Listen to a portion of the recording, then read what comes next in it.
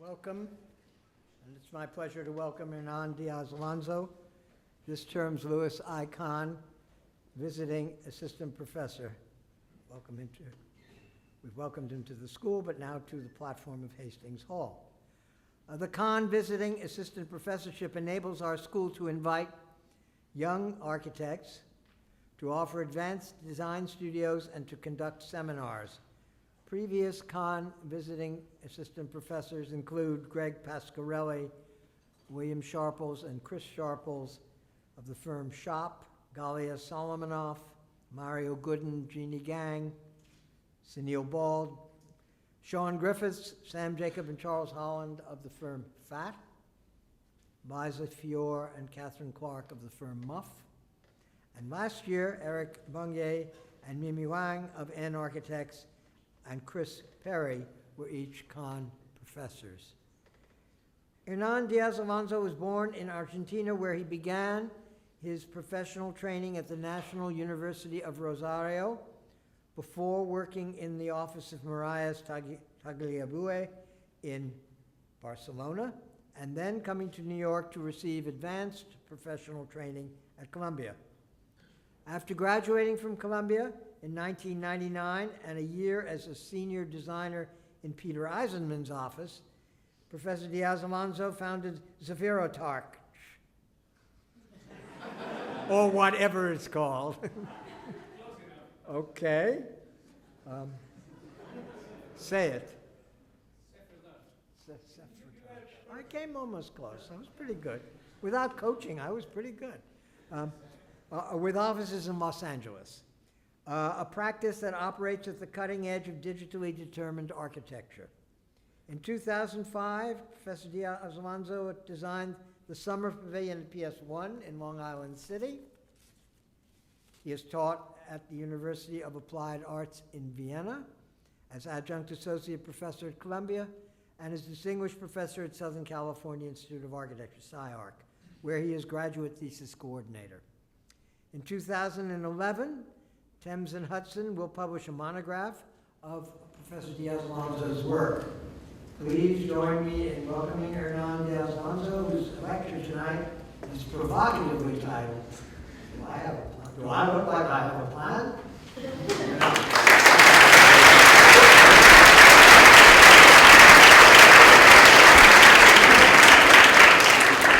Well, whoa. I always like the idea that architects would like to play God, but to sound like God, that's way too much. Tina Stern, thank you so much for inviting me to be here. It goes without saying that you are one of the great leaders in the field, and you're incredibly generous to irresponsible people like me to having a spot in a great place like this. And also, I always like coming. I've been coming here for many years via Mark Gage, who partially is responsible for me being here. So if everything goes wrong, we can blame it on him. That's the reason why I'm here.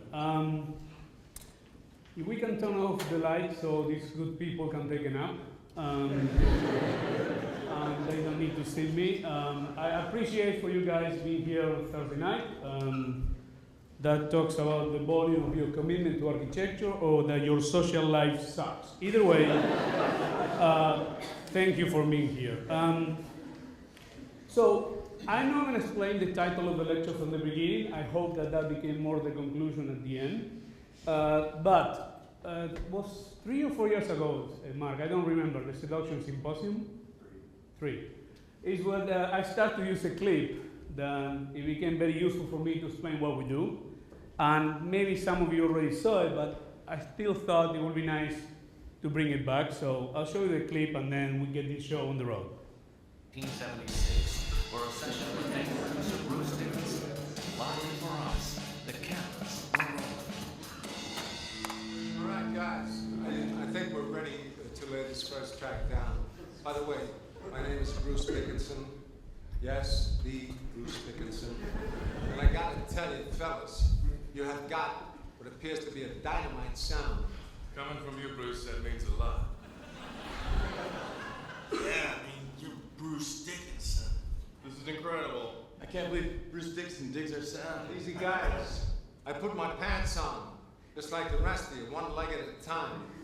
Except, once my pants are on, I make gold records. All right, here we go. Don't fear the reaper. Take one, roll. All right. 1, 2, 3, 4.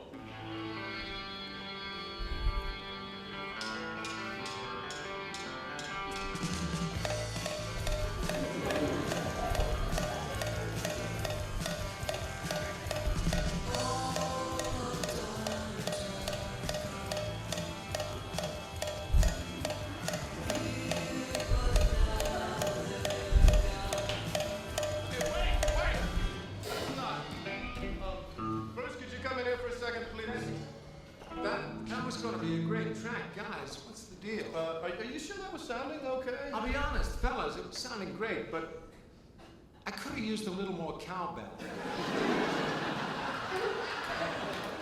So, let's take it again. And Gene, Yeah. really explore the studio space this time. You got it, Bruce. I mean, really, Yeah. explore the space. I like what I'm hearing. Roll. 1, 2, 3, 4.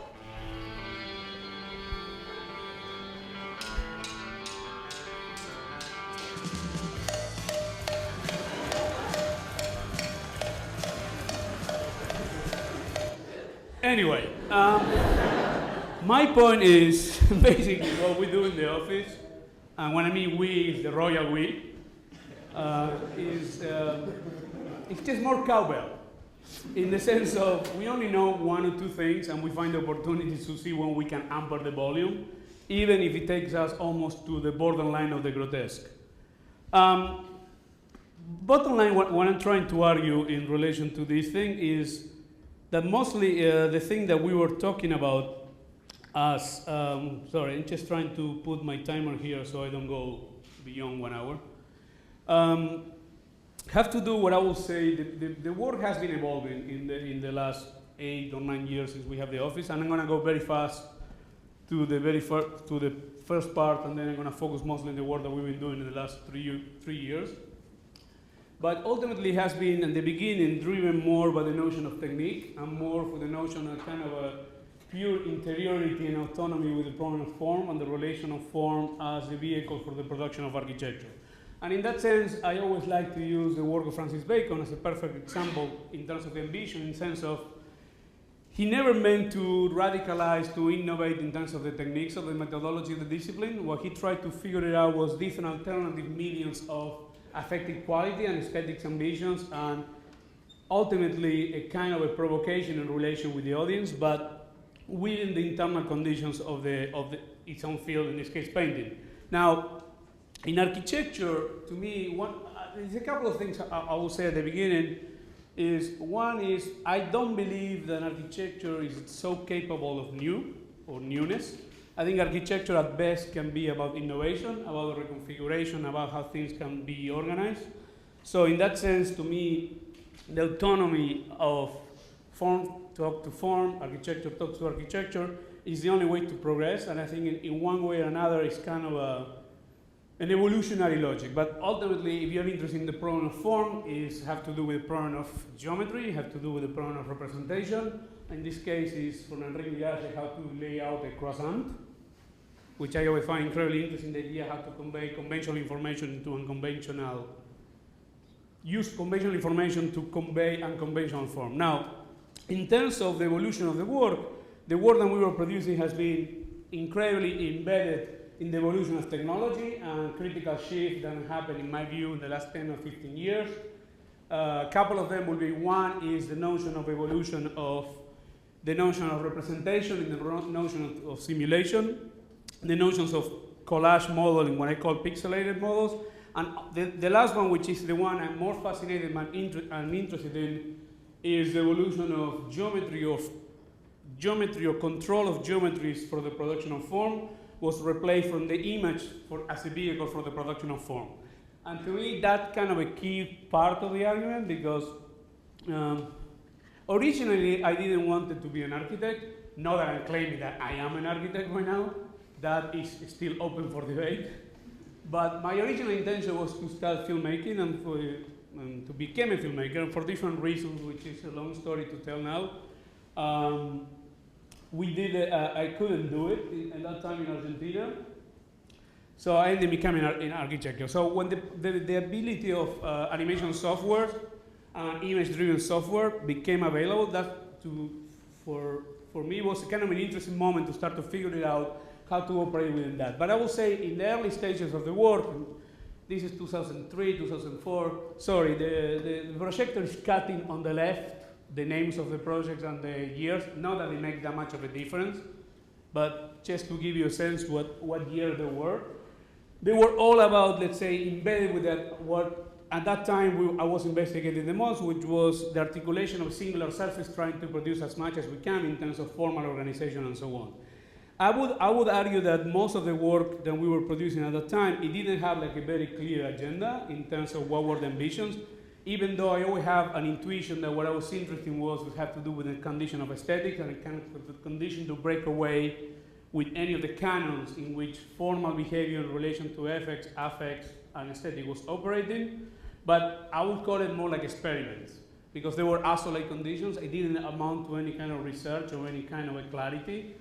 But the previous project I just showed, to me, started to introduce certain kind of interesting quality, which is two elements that I think in one way or another still influence the work that we produce, which is it starts to convey a condition of grotesque, or a kind of a grotesque quality to the work, which at the beginning, I would say, like most of the people, I confuse it with something that people associate with disgusting or awful, but actually the origin of the word grotesque has to do with something that it cannot be categorized or organized on any kind of aesthetic canon at any given time. Like, for example, the work of somebody like Francisco Goya in his Black period was cataloged as a grotesque because it didn't fit with the canons of what were the aesthetic apparatus that was defining painting at that time. So the byproduct of computational work and surface work and proliferation of that, it started to create a sense of emerging qualities that were not really orchestrated and controlled by us, but it was more like a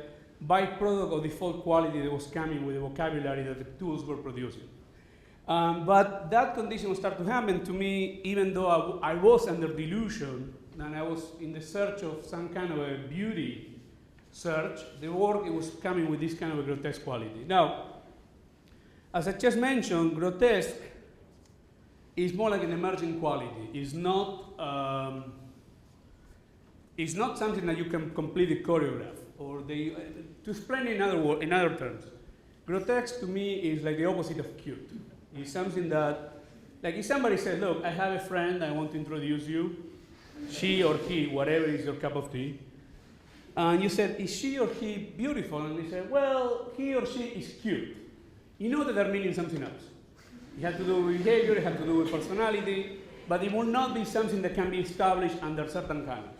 Now, the other thing which started to happen is the horrific, which is kind of close to grotesque, to me was another medium that we can start to explore the problem of beautiful, and I'll go back to that later.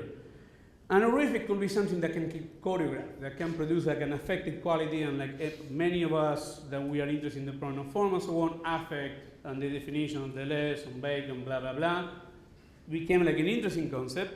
But the condition of horrific, it can be choreographed, it can be orchestrated, and it can produce a different logic of sensation, a different kind of seduction, and ultimately produce a condition of desire. Like if you think in, for example, Psycho of Alfred Hitchcock, the famous shower scene, you can imagine that the editing room, they can choreograph the reaction that would produce. Anyway, so in terms of the specific of the techniques and the evolution of the techniques as an apparatus for the evolution of the work, some of the previous work that we were producing were these singular surfaces, but it was not enough because it was producing like a direct byproduct of incremental variation of too much continuity.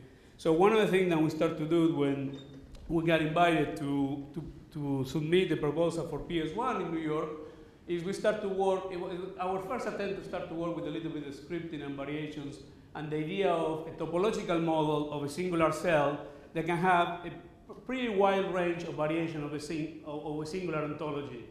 And we start to orchestrate this kind of equality of organization and growth. And it was the first time that in our own work, we start to explore this possibility. Now, part of the tricky part with this also was that this fascination that I have with the images was becoming more and more present in terms of the work. So I wanted to start to work with the possibilities of animation and films as a way to design, and not just a way to represent, but as a way to simulate the logics of sensation or the ambitions of seduction that we wanted the project to work. So what I'm showing to you is the same thing that we showed to the people in the committee to get the project or not. So we decided not to reveal the whole project, but the idea was to produce like a camera series of effects that will try to capture the architectural quality we're trying to produce, the variation, and so on and so forth. So some weird accident happened, and we won. And to me, my obsession was I wanted the project, the pavilion, to look as close as we can to the render, to make it look as artificial as we could and not the other way around. So the idea to use that condition to establish that. Now, the other part of the thing is when we did PS1, at that time they will give you 8 weeks since you win to build it for a very small budget. And so a lot of the technology and technique became very handy to start to figure it out how we can do these 1,432 pieces of the structure. They were all different. And that's one of the moments that you start to wonder, why the hell I'm not a minimalist? Because a huge problem. And for those of you who are students in the audience, one piece of advice that I learned in competition is when you go, bring your engineer with you and make sure there is an engineer with a British accent. It goes a long way in committees to convince them that you know what you're doing. So, as a matter of fact, the engineer that came with us, it was not even the engineer that worked with us in the project. He never saw it. But when the committee asked if this thing is going to hold, and I said, well, I'm going to let my engineer to answer. And the only thing that he said was, but of course. And that was it. And we got it. And anyway, so PS1 was an interesting challenge because we were trying to cross over, which is something that interests me a lot. And now looking back 5 years after, it was kind of the beginning of what I will say is where I'm interested the most, and I think is one of the most interesting problems to work with the genre, this particular genre, which is the problem of Misfits. And I will say part of the thing is we have there very high-end tech fabrication parts with very obsolete and classical mechanisms of it. So at the end of the day, to me, it was never, and it's today, it's not an ethos and a religious approach to the condition of technology, but it's more to the ambition of the technique as a mechanism to produce a certain logic that can keep evolving. And ultimately, what I call is to develop a sense of a species. So to me, it's a natural evolution from type. We went to topology. The notion of production of a species and mutation of the species became like a very obsessive condition and start to work. And one of the things that I truly enjoyed is always, even though my office is probably one of the most unsuccessful offices of architecture in the whole world, I always like that we work in 4 or 5 projects at the same time on different scales, because I'm interested in the ideas of families of a species, the idea that you can create a whole series of cells that can grow into multiple qualities. So through different experiments and many projects that they went nowhere, like this was a series of experiments that we did for Nokia about the future of, in that case, was from product presentation and so on. But in each of them, we tried to explore certain territories that we were interested in with this problem of cellular aggregation, mutation, that they can produce organs, they can create alternative way of organization. So in this folly in Dominican Republic, you know, the thing that pissed me off the most about the projector cutting that, and I spent like 2 hours writing all the text about what project and year were. It's not showing up, so live and learn. I will never write the text again for a PowerPoint.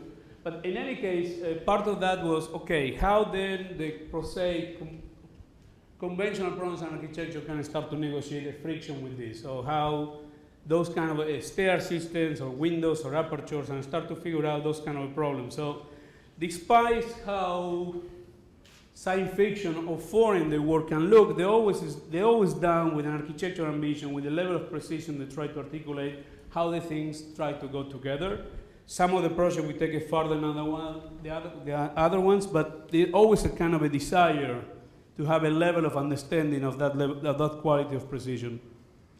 The other thing which it became very clear to me that I always have a desire to isolate the projects, and we do as much as we can of the context, as much as we can in relation with the site, and almost do it as immune as we can to external factors of contamination. I would say at that time, I would say the world right now is taking a different path, but this condition I was talking about, the horrific and the grotesque, it became like an interesting vehicle for me to start to think about the problem of the difference between beauty and beautiful. I see them as possibilities to explore these aesthetic problems in a different territory. I think the notion of desire and ultimately lust are critical in the pursuit of a work that it doesn't pretend to have any kind of intellectual depth, but it tries to rely much more in kind of a more, not sensorial, but more like an internal, driven by desire relationship with. But how to put it in a way that makes sense? For me, I'm much more interested in beautiful than beauty for the following reasons. I think beauty is a much more classical, permanent value than I think it has very clear rules. And I think what we do, like museum solo shows like this one in SF MoMA, that we try to produce models and so on, but also there's a kind of an ambition of unpedagogical way to show the work. Like the work is never revealed, it's much more about how the cells through the animation grow into something else and how that became a display system and so on. But there's always an ambition to hide any kind of clear moral process. I mean, that's something I always find uncomfortable with architecture, with this idea that always have like a moralistic approach to it, that everything has to be like in linear quality and less on the final effects. I'm much more interested in kind of a corrupt logic that comes more from discipline like filmmaking, that I would say the architecture. And this problem of beauty and beautiful, I think it goes into that condition. I think beautiful is much more contemporary and temporary problem. It have like a limit, it doesn't become eternal, it will change over time. And I'm okay with that, I don't have any problem with that, and I'm interested in working with that, and I think it goes back to this ambition of a species and its permanent state of mutation, and how the work can keep evolving in their own logic, and also to start to develop their own internal logic and how the things start to evolve. So from one singular cell, we start to work with projects that are generated by two families of cells, and then those families of cells can start to become like very precise maps or cartographies in which the project gets deployed. This is an installation for the Pompidou Center. This was the first version that we did in 2008. We are in a different phase now. Now we got rescheduled for 2012, so we are working in a different version. But ultimately, at this point, the work starts to absorb and start to negotiate friction with external forces and common problems that other people have been working, like ornament and three-dimensional ornament and the possibility to inhabit ornament start to work. So in parallel to like a museum installation, we were working in a pedestrian bridge for Puerto Rico, and that, going back to this notion of the corruption I was talking about, that interests me a lot about the filmmaking and the notion of editing as a process to operate much more than a linear one. The idea that you can film out of sequence, and then report it together, but also the corruption between the mechanical with the digital, and so on, and ultimately it's about the final effect. But by then, now we are in 2007, and this was a small private competition in Paris, and art galleries who own the house of André Bloch invite 5 architect firms to propose a guest house with the gallery. But around this time was when I thought the idea of the singular topological cell didn't work anymore, and the idea of the corruption and misfit between more than one origin of organization can start to amplify the palette, and how these different conditions can start to introduce new possibilities for design effects and ultimately formal configurations, and going more and more in depth in the using animations and cinematic effects to start to develop the project. So the project will start to rely much more in this kind of a cinematic ambition and much less in a kind of a prosaic architectonic ambition. So part of the thing is, in relation to the technique, there's always kind of a direct relation between the evolution from a spline curve to nerve surface, to subdivision, to polygons, particles, scripting, three-dimensional space interaction. So we always try to figure it out what kind of techniques are available in relation to the technology and figure it out basically how we can screw them. And it start to define a territory in which almost the system or the logic of that technique can put to the verge of collapse. And of course, I still have a fascination with plans and not so much with sections.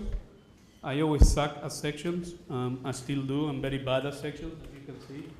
Plans were a little bit better. But I think this collapse that the contemporary techniques allows us, that all the elements that they used to be broken into multiple parts, potentially can collapse into one condition.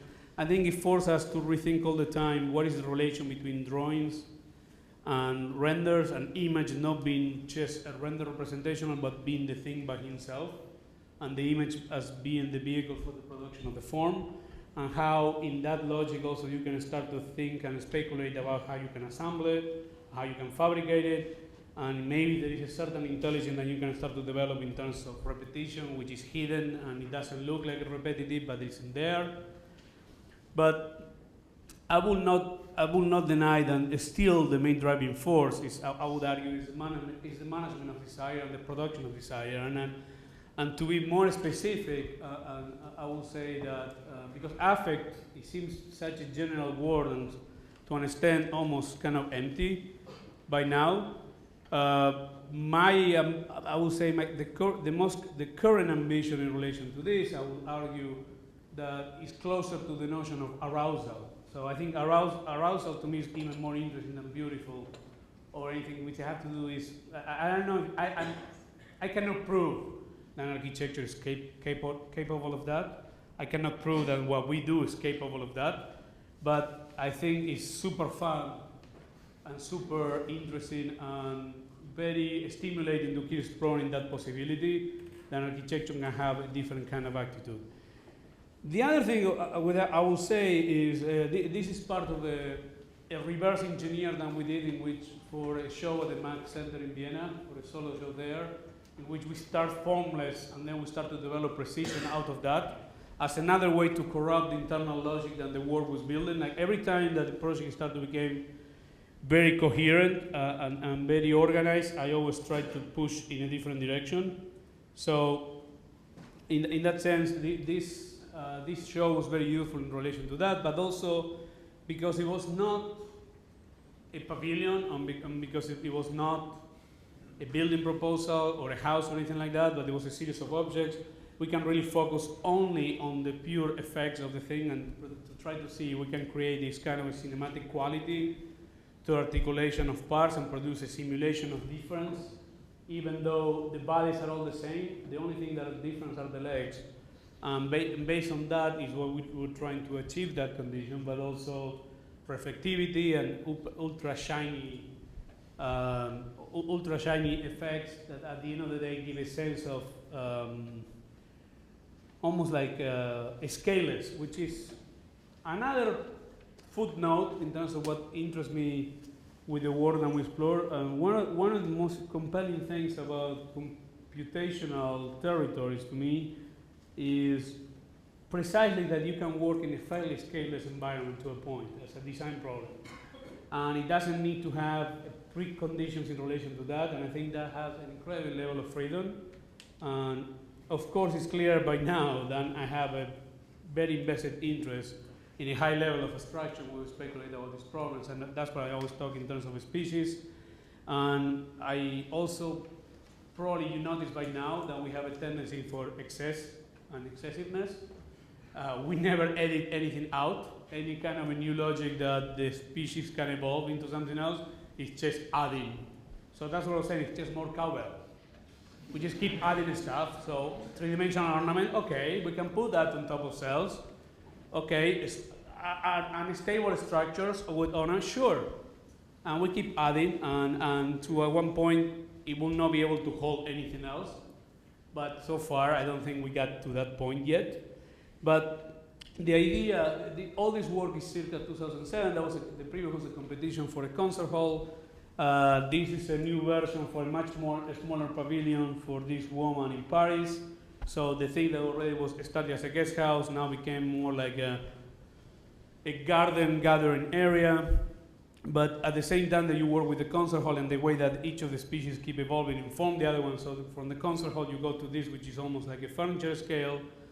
And the cell system they start to get more complex. Instead to be only 3 cells, each of the cells can mutate from 1 to 2 to 3. So it becomes almost like natural artificiality, horrendous situation. So these benches that we were proposing for that, they became slowly into a lounge chair. Then we start from the IMS chair and we start to contaminate them with a series of virus script that we were developing at the time. And that goes into manufacturing and then into be finished, paint and exists somewhere. And then you realize when it's finished, my natural tendency is I hate everything that we do, and as soon as it's done, I cannot watch it again. I mean, it's one of the big problems I have with architecture. It takes way too long.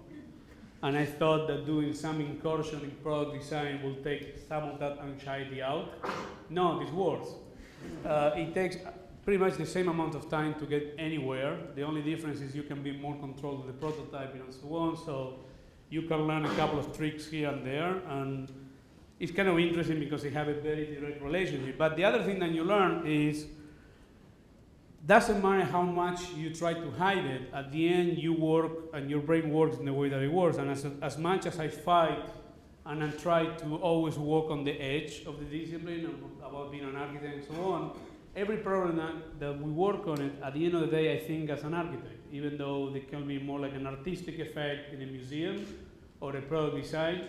When you talk to artists or when you talk to product designer, when you talk to filmmaker, you realize that the way that you think have nothing to do with the way that they think and they operate. And basically, I like that. I like the idea of happy accidents. I like that architecture is a fairly insecure discipline.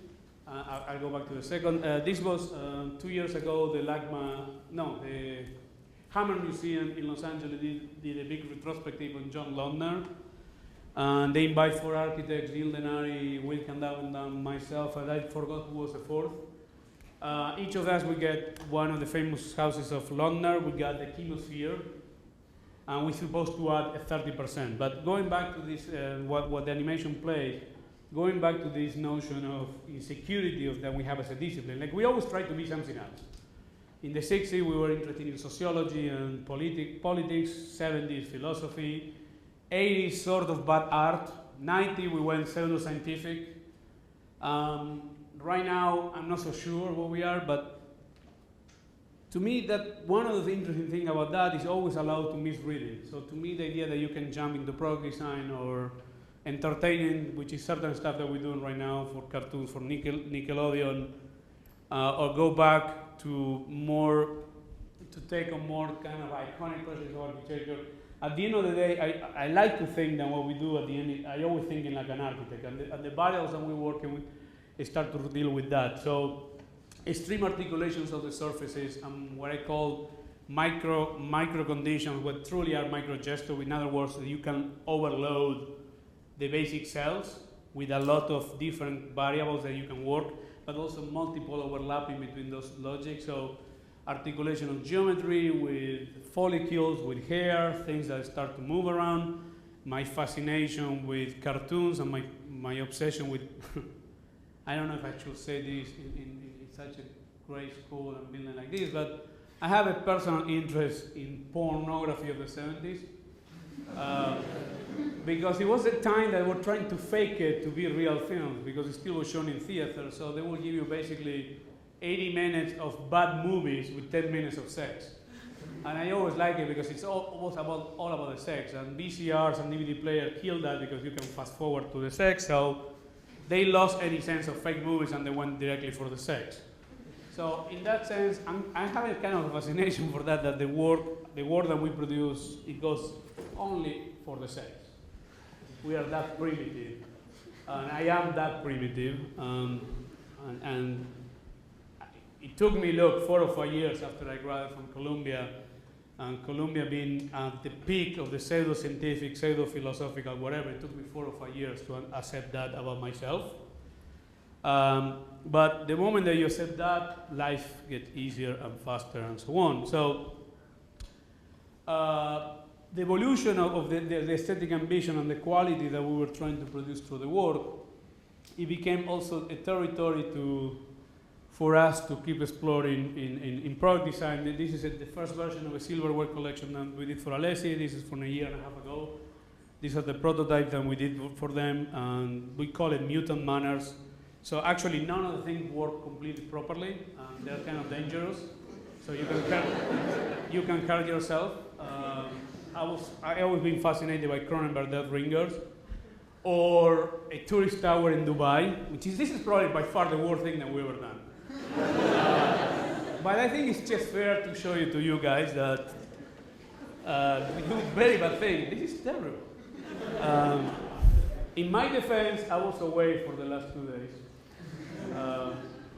But in parallel to when we were doing Alessi, we got this commission, which is the only commission that we still have alive.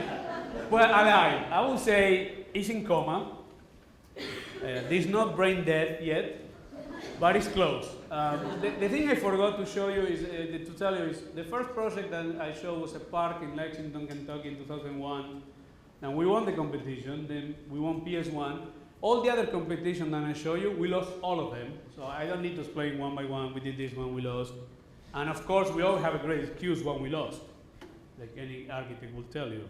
The jury, well, we were the winners, but then something happened.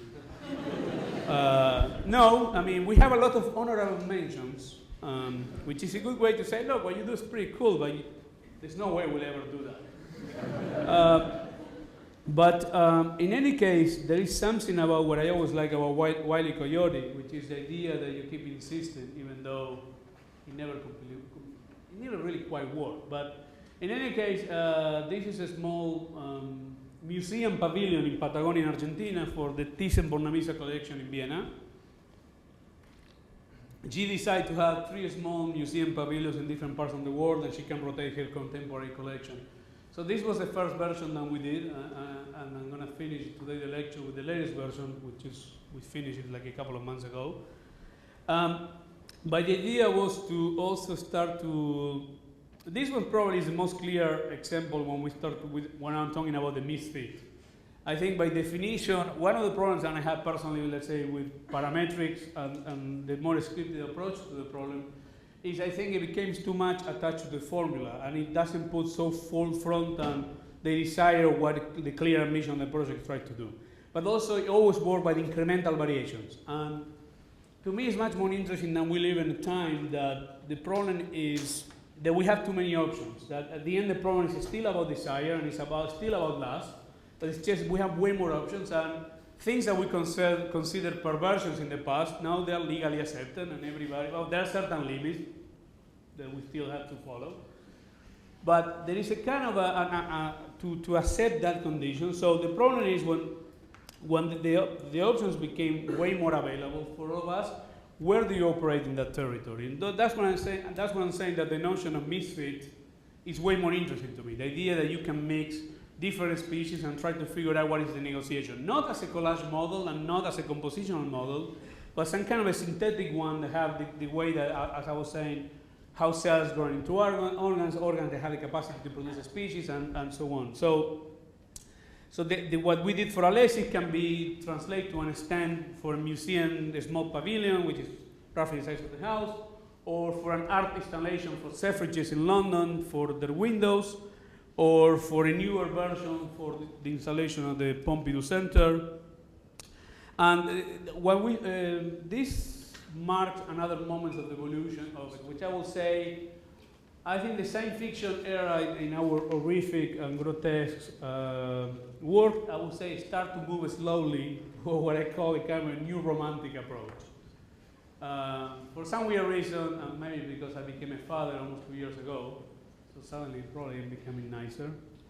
I still don't care about people. I don't know if you realize that we don't show that much people there, and I never make a case about program and so on. But I have to tell you, based on my hardcore modernist Argentinian education, I do care about that, and those things are in there, and if you pay attention to some of the plan, they do work.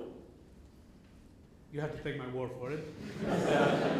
But there is an ethical approach to the problem that it doesn't go away. But as I was saying, this condition of new means to the production of lust and arousal as a mechanism for a temporal beauty that is an alternative one to it, we start to incorporate what are called pure forms or pure primitives. So spheres and circles start to appear in the work, and I think the moment that a recognizable geometry start to emerge in certain unrecognizable species or mutations of it, it starts to establish a different relation, and this condition of the misfit start to become more evident.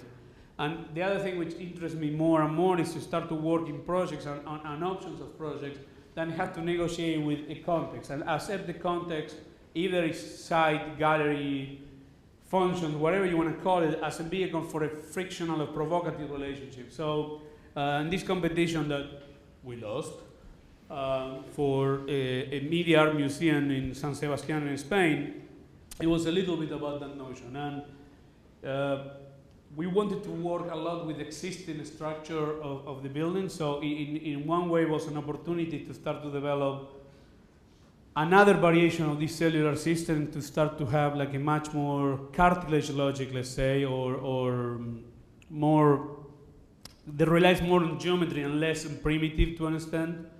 So it would allow us to have more flexibility in terms of how we relate to the existing context and to the existing internal logic of it.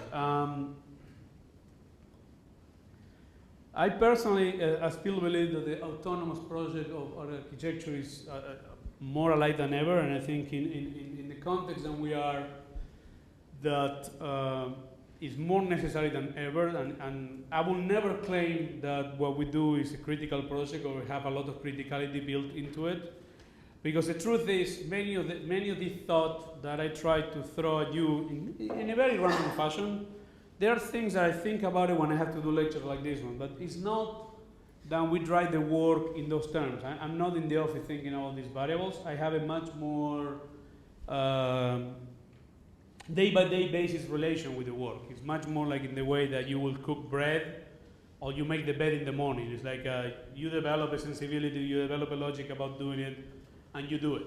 And it naturally moves from one to the other, and you tweak a little bit on that. And in that sense, it's much more like a jam session in the way that music will work, and you keep tweaking here and there, than to have like a huge 10 commitments things in the wall that you should not do this, you should do that. I'll leave that to Patrick Schumacher and a bunch of other parametrics, which I think is fine, but okay. Religious is never that interesting.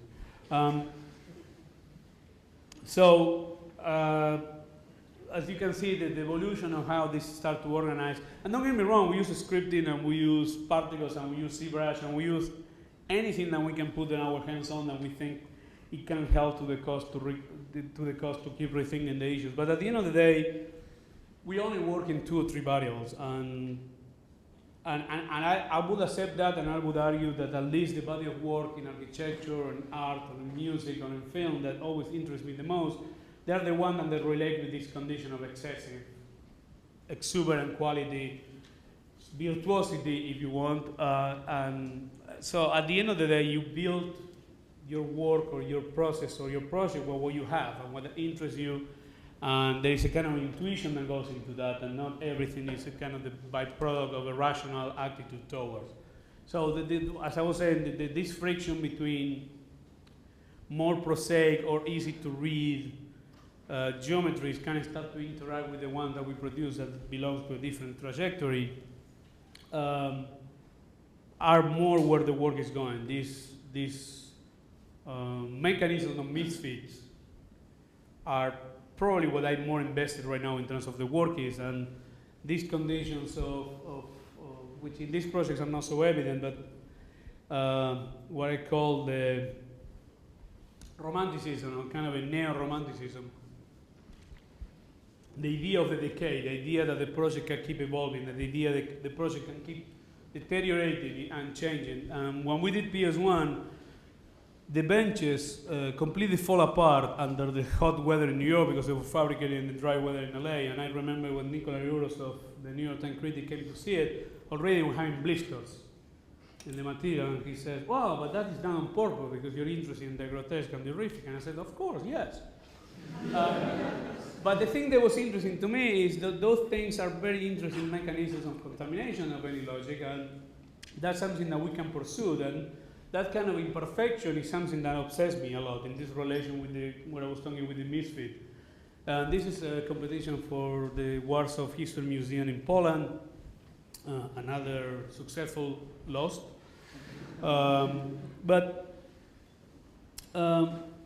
What interests me about this problem of misfit and this problem of imperfection, and this is a current version that we work in Alessi for a silverware and a whole series of other products, is that one of the most interesting things in the aesthetic, in the evolution of aesthetic and the production of sensation was that in the past, painting and architecture and so forth, they were trying to convey a perfect image. The idea of God, the idea of aesthetics as an expression of that. So, but the techniques and the method were very imperfect, but the desire was to create a sense of perfection. I think today with computational tools and the power of those things and the power of algorithms and so on and so forth, they produce very perfect and almost closed systems. So the question to me, or what I'm interested in, is how we can produce imperfect qualities that come out of perfect systems. It's almost the opposite of where the traditional aesthetic model has been. So to me, to start to develop, as I was saying, and keep pushing on the first version that we did a year and a half ago for Alessi, we call these instruments of manner. I mean, they are like all based on the Dead Ringer of David Cronenberg.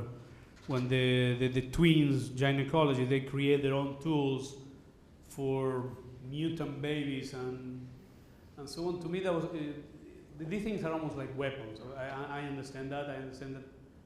I don't know how they work, how good they will work with the spoon as a spoon, but I'm pretty sure they will force you to modify your behavior, how you relate to that. So there is a kind of a stream, almost take to the stream, almost like a physical presence. In relation to that, and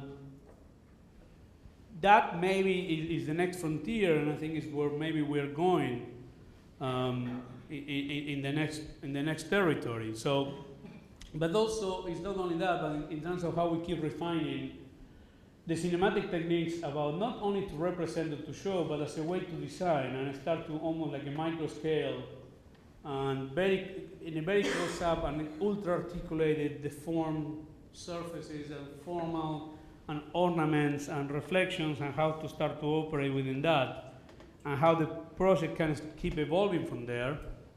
And sorry,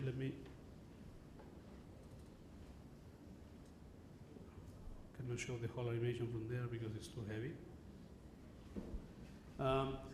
But also how you can create a whole family, how you can create a whole vocabulary based on that. At the end, I mean, it's not that different than creating an alphabet or calligraphy or almost like an ecology that it came from that. So let's just let me take 30 seconds of break. This is the cork screwer, whatever it is, sorry. But this idea that we are working at very close up in terms of the design, so it's not established right away when you're looking about this small, or we're talking about a larger installation in a museum, or potentially that this can work as a building. Well, 50 minutes, so I have 10 more minutes. I may use it, I may not. But I literally ran out of ideas to tell you. But I have a couple of other images to show you. So I'll show it, and I'll probably repeat the only 2 or 3 ideas that I have.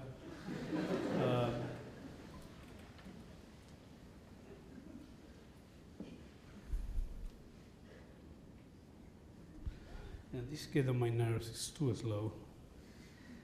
Let's see. We saw this. This is the wine cover. And oops. Okay, this is the silverware. I think this, if I am correct, this is the cigar cutter, which is my favorite. Sorry, went away. Yeah, this is the cigar cutter, which I think it can be used for circumcisions as well. I don't know, it has not been approved by a rabbi, but I think maybe there is a goth rabbi that will go for it. And these are the plates, but okay, let's go back to the images. I can show you this later in the Q&A because it's like a 20-minute animation. Sorry, hold on, let me go back. I don't know why it's doing this stupid auto recovery thing all the time. I'm a recent converted to Mac. Anyway, so this is a cork screwer, bottle wine cover, the drawing for it. Basically, after many back and forth between how we can manufacture them, because unless we have a very actually obsolete way to produce metal, we come to the conclusion that, as we did for the Mac show, we're going to print this in plastic and then chrome them.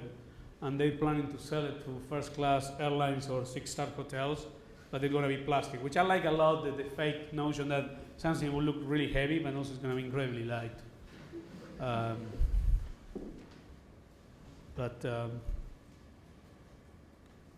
it is what it is. I mean, I tell you, product design is as pain in the neck as architecture.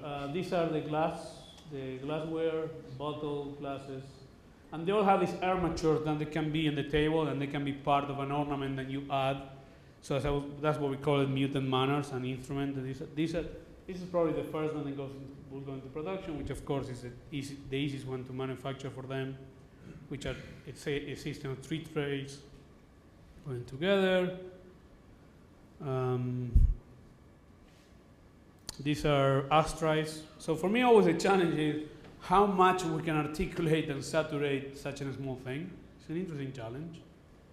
But jewelers have been doing that for years, so it's not really that new when you think of an ashtray. Based out of that family, we are developing this display system for a traveling exhibition. So again, the idea is they create illusion of difference out of repetition, and of course we have the iPads, which are way cooler than DVD players, but the idea is this system of 3 parts, and you can have a model and it will change from CD to CD, and then the iPad will hold the animation. This is something that we're doing with the Pompidou Foundation in the States to raise funds for the big show, so it's a long story. This is a prototype that we are developing right now in Los Angeles called the Rose Chair, which is, I think this will work really well in Guantanamo. It's almost like a torture thing. But basically it is part of this what I was talking, the Misfit, the idea that instead to produce complete synthetic thing between the skin and structure is to separate them, but they start to figure out like a formal vocabulary or sensibility that can keep it together. And the other thing, which is something which is a very recent fetishism of me, is to start to include real flowers that they can go rotten and deteriorate. We experiment with that with the small installation that we did for the Mac in Los Angeles, that we did a structure made out of flowers with a series of plastic components with DVD players inside, and the show was open for 4 months. So slowly the flowers start to deteriorate and develop all this kind of a gross, disgusting thing inside the bubble. None of the DVD players works anymore. The flowers kill technology. The structure still holds, sort of. But the idea is to start to incorporate that condition, and this is the next layer to take the string to the Misfit and start to develop, again, cell system plus ornament plus articulated surfaces plus ornament on ornament plus flowers and plants growing into the ornaments. And the last project I'll show you is what we just have in the Venice Biennale which is the new version of the Thyssen-Bornemisza pavilion. The whole thing is not going to happen anymore. So basically what we're going to do is basically these two guys with this structure, so we are in the middle of reshaping that. But that was the original plan to have it. It was a fairly small museum, almost like the size of a big house in Los Angeles, something like 10,000 square feet. But we stretched it a lot with the landscape and with the structure outside to make it feel like it was bigger, and so on. I told you that we are not really good at sections. I'm not going to hide it. But it's in the nature what we were developing with the chairs and with Alessi start to combine out of those experiments that happen on the small scale to try to scale up and to take it to the level of more like a small building. So the thing looks way, way bigger than what it is. These are the model that we produced for the Biennale, and to take the physicality of the flowers into that too. Also the thing is there for 3 months in this hot weather in Venice. Right now it looks very bad and it smells even worse. Which I kind of like because we are in the Austrian pavilion and I don't like most of the other people in the pavilion. But that's okay, that's a different story. And the last, so I'll show you the dimension of this and then I will present my critical conclusion with another clip. And 57 minutes, so we're gonna be perfectly with 60 minutes.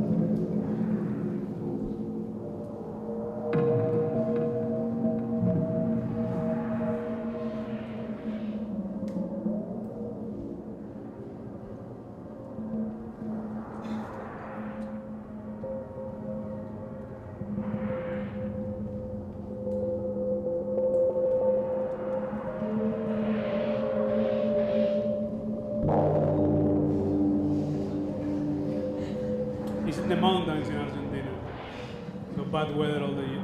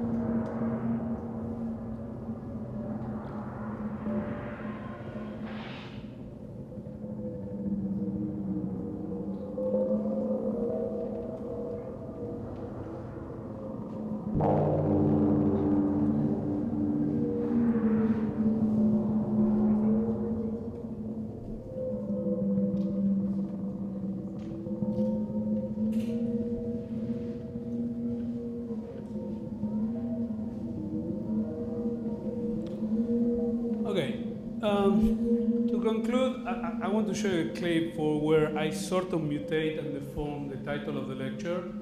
I think it's, I think more cowbell was very useful at one moment, but I think right now, I think it has become more clear what really the conclusion. So instead to start from that title of the lecture, I want to finish there and what sort I meant by that title.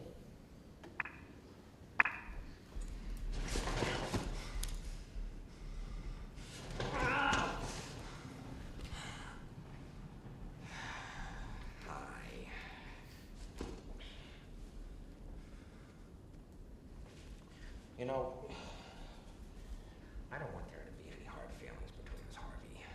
When you and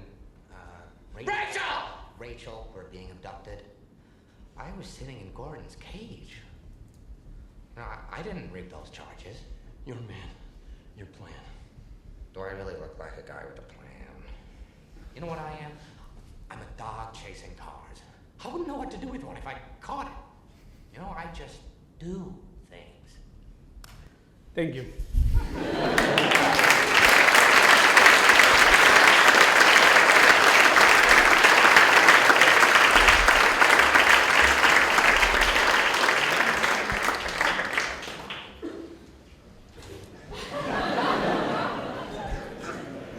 Regrets? Very entertaining. Well, that's something. Sure, there are some questions. I'll do my best to don't answer them.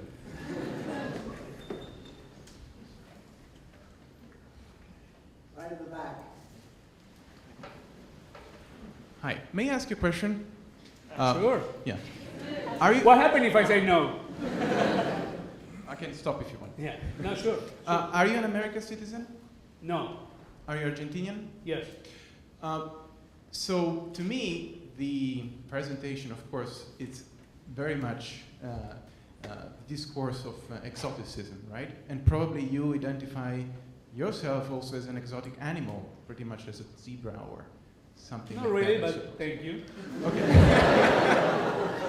So the point I want to say is that in this idea of Western exoticism, you would project on the exotic a very immobile and fixed idea of society, right? In which you think that tribes or exotic tribes or individuals in primitive states don't have any historical dimension, so they are always like that, eternally almost.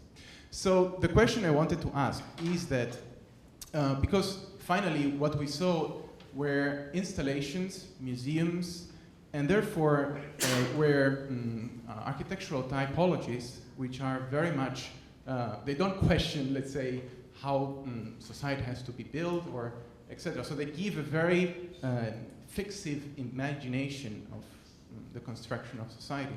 So what I wanted to ask is, do you think that this image of exotic that you project is somehow self-explanatory, so is autobiographical, and therefore you wouldn't take a charge to discharge that notion because you are finally not a citizen, or you are a citizen of another country and therefore you don't claim such a program, or you don't think that a different construction of types is part of the project of exotic aesthetic, and therefore you wouldn't do that, so you would do that as a part of, as a coherent and a stylistic coherence, or finally, and I finish here, or you don't do this choice simply because you wouldn't get any jobs. I don't get any jobs no matter what, so I had to confess, when you were asking your question, I feel like Woody Allen in that movie when this woman is talking, and the only thing he's doing is imagining her naked. But I would say, no, I think you raised very fair points. I would be lying if I would say that those things are at any given point in the forefront. I understand them, I understand that they're part of it. I see it, that's where let's say I take umbrella, I'll get under the umbrella of the autonomy of the discipline, and I think the best I can do is try to see how much I can put to the strings into that, and I leave that as a provocation or interaction between the work and whoever will consume and interact with it. But to be absolutely fair, if you ask to some of my students here in Yale, I would say that I think that's part of the challenge for them. Like, I think I kind of got the last wave of that you really can be completely innocent, not innocent, but choose to disregard some of the things. I'm not so sure that's a luxury that the guys here they're going to have. So bottom line is, to me, those are way too many variables to think in those terms. So I'm much more interested to figure out the specific problems of what I can do with my role in relation to the discipline and not try to think much beyond that. So I will be, I mean, I can give you a bunch of answers about it, but they will be lies because I really don't think about that. But I think it's a fair point. You didn't get an answer, but at least you get a compliment that it was a fair point. I'm not sure we were so clear on the question either. Well, Are there other questions?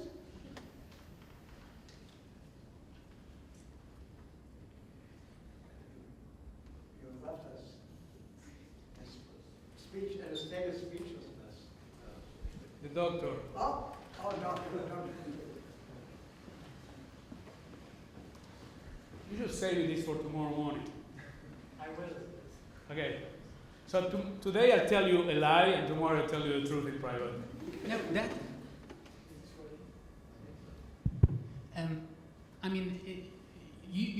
crazy in the way you talk about your work, and it makes me realize how crazy Socrates must have made everybody around him who tried to come up with a theory. If you keep saying that you don't know what it is that you are doing, I mean, you will always win. Say that. Oh, come on. I didn't say that. I mean, do I look like I have a plan? Isn't that exactly that? You know, I don't know. That doesn't mean I don't know what I'm doing. Well, I know what I'm doing. I don't know the amount to a plan. if I think the Joker knows what he's doing. even if you use it as a rhetorical trick, Yep. you might achieve that other people get so crazy about what you say that they try to theorize it, right? Yeah. And maybe that is your trick. I am just wondering, you at the beginning of your lecture talked about your early work and the evolution. You heard the word evolution a lot. I'm curious how you make the work evolve. To me, much of this throughout 10 years looks very similar, and you shouldn't be blamed for that. I mean, I'm very fascinated by it. Well, you should say learn to that. watch better. Hmm? I don't agree with that, but okay. I Well, understand your then point. that would be the answer to my question. How do you provoke yourself to move on? Because after all, the model of aesthetic surgery that you bring up from time to time, or sex as a provocation, or technology, or cinema. I mean, any of the above. If they are freely exchangeable and so easily exchangeable, then how can you take, for instance, cinema seriously and really analyze what it has to offer, and then make an architecture that reacts to that provocation? It seems to me that you throw out metaphors at the same speed at which you invoke them. And then, are they really useful to you? I mean, is it useful to you to talk about 1970s sex, for instance? Well, let's talk about it. You know, well, how is it different from, and I know we talked about it, but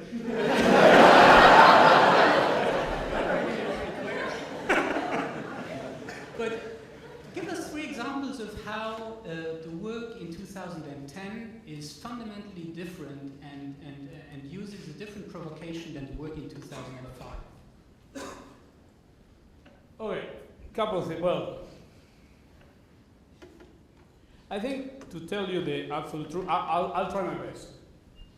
I always find that way of questioning like a cheap trick, to tell you the truth. It's like when the people say, how do you know when your forms are ready?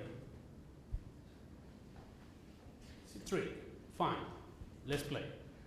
I think the work, look, first of all, I think 8 years in the body of work in architecture is not that long of a time. So you can work really by incremental variations and incremental steps. And I personally think that the work that we produce very recent, I think, have nothing to do, let's say, with the U2 tower that you wrote about it.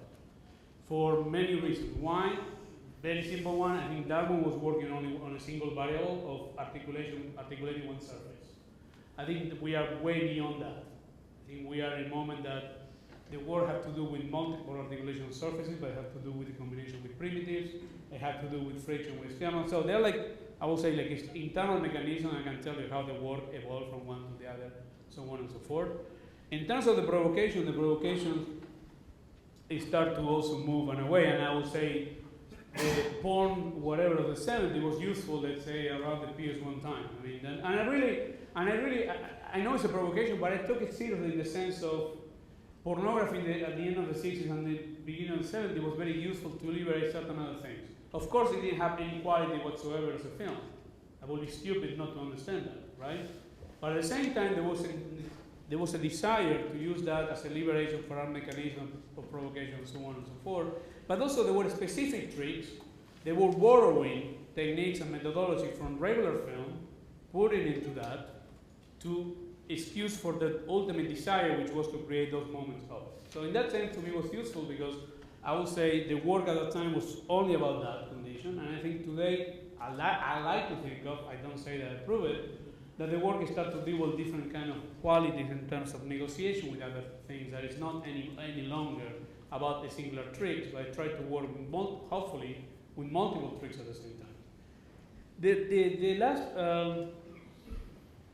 The last thing I can add to it, I think also the nature of the work also, I think you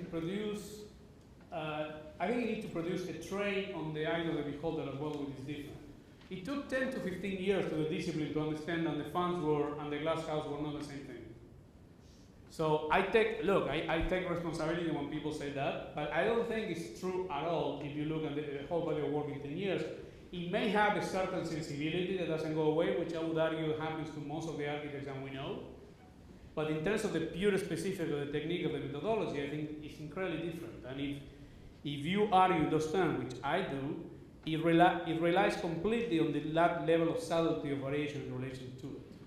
But to me, all the provocation and so on is a way also to liberate the whole nature of the work, to don't be trapped in some kind of external apparatus that doesn't interest me. I don't say that it's not important. I don't say that it's not relevant to the discipline. I think to me it's very functional to keep the work as isolated as I can from that.